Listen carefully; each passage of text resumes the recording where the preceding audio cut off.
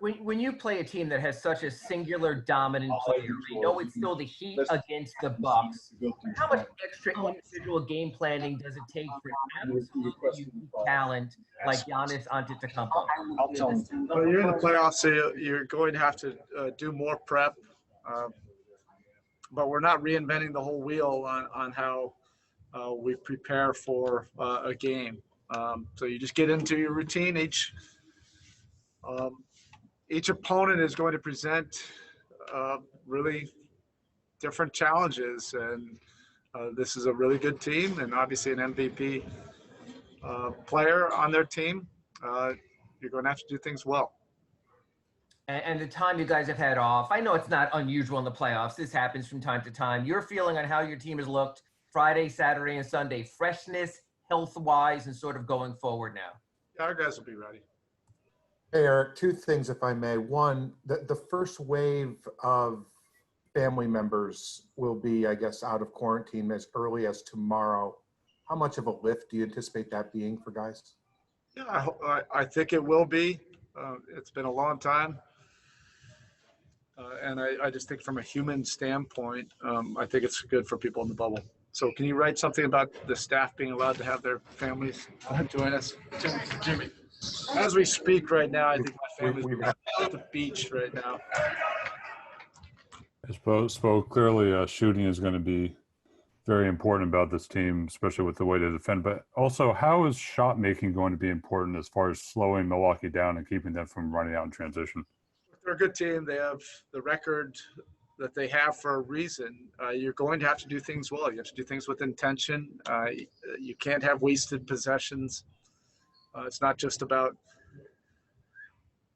taking a particular shot because they do a lot of things well defensively. You have to execute your offense and get the looks that you want. And ultimately in the playoffs, yeah, guys have to make plays and make shots.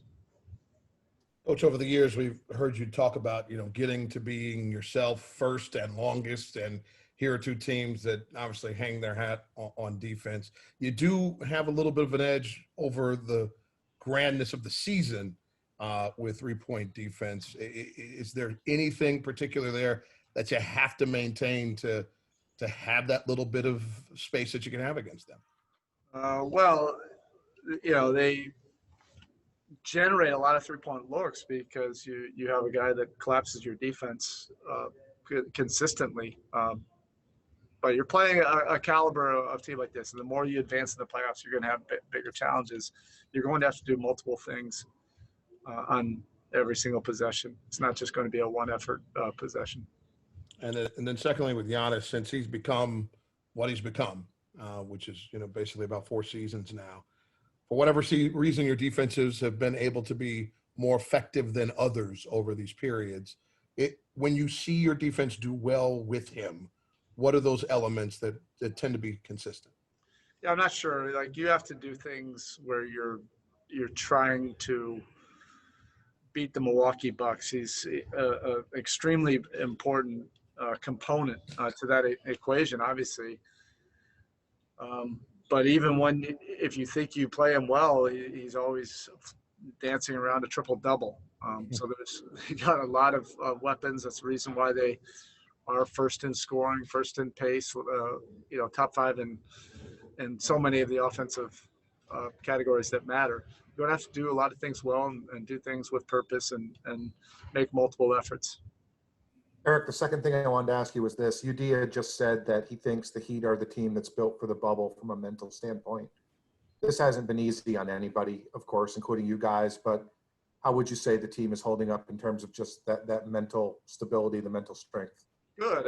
Look, you have to develop some habits of mental toughness and mental stability during the course of the year. And our team, has habits of discipline and structure.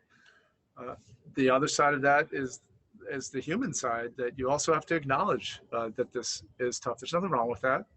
You can acknowledge that, and it's not a sign of weakness.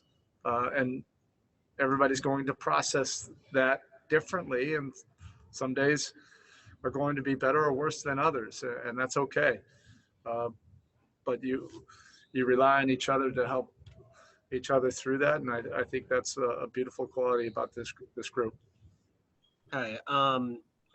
Your teams have never lacked for toughness over the years, but I'm curious with adding Jimmy and Jay this go around, just what do those two mean to the toughness and the playoff readiness of this roster? Well, they speak our language.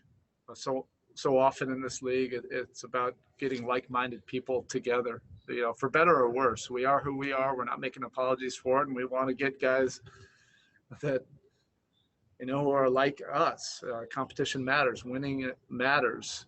And with those two guys, they're as competitive as you can be. And as veteran guys around the youth that we rely on, we thought it was just a perfect fit.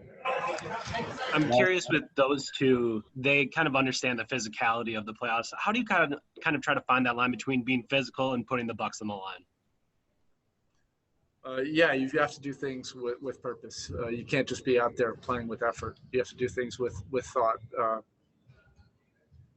If you're getting caught up in emotions and just sending them to the free throw line, that's not a great plan.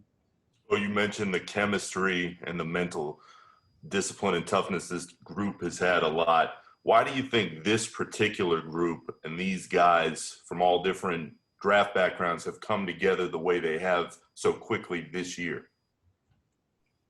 Again, you just point to the like-minded people. We have a roster full of guys that love competition, that aren't going to shy away from it.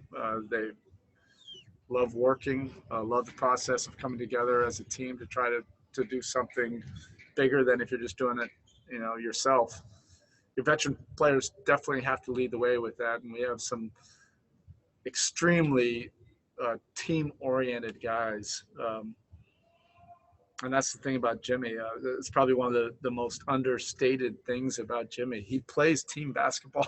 He competes as a two-way player. He's about all the right things in terms of competition and giving to the game and giving to his teammates, giving confidence to his teammates, and providing that leadership and also the work. That it's not just going to be the young guys working.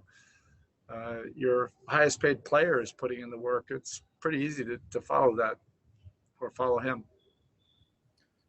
All right. Okay, Well, that's thank it. Thank you.